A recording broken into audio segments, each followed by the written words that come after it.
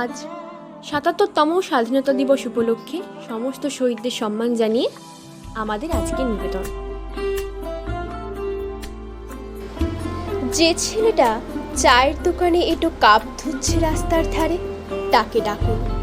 তার কানে কানে বলুন, সুজলাং সুফলাং মালয়জ শীতলাং।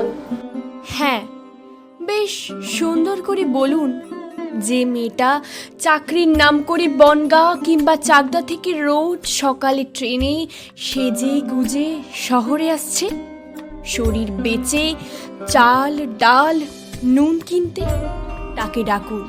তার কানে কানে সুরেলা কণ্ঠে বলুন, সার্থক জনম আমার, জন্মেছি এই দেশে।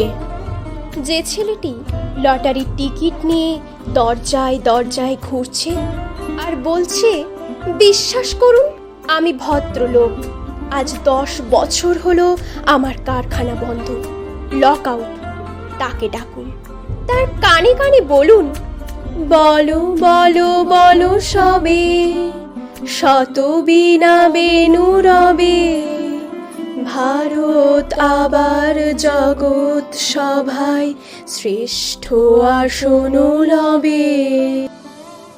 রাতের আকাশ কাঁপিয়ে অঝোর ধারায় বৃষ্টি নামলে যে মা আজও লণ্ঠন হাতে টালির ঘরের দরজায় ঠায় দাঁড়িয়ে থাকেন তার খোকন ফিরে আসবে বলে, যে খোকনকে এমনই এক বর্ষায় উন্মত্ত রাতে কালো গাড়ির পুলিশ ডেকে নিয়ে গিয়েছিল, আর বরানগরের রাস্তায় ভোরের ঘুম ভাঙা কুকুর প্রথম দেখেছিল যার গুলিবিদ্ধ রক্তাক্ত লাশ, সেই মাকে ডাকুন।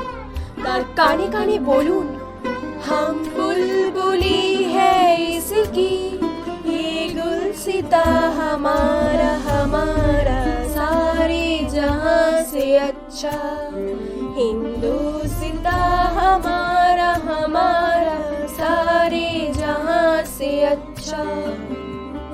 সবাইকে বলা শেষ হলে শুনশান শীতের রাতে পাঁচমাথার মোড়ে ঘোড়ায় চড়ে বসা সেই মহা বিপ্লবীর পায়ের সামনে ধীরে ধীরে এগিয়ে যান।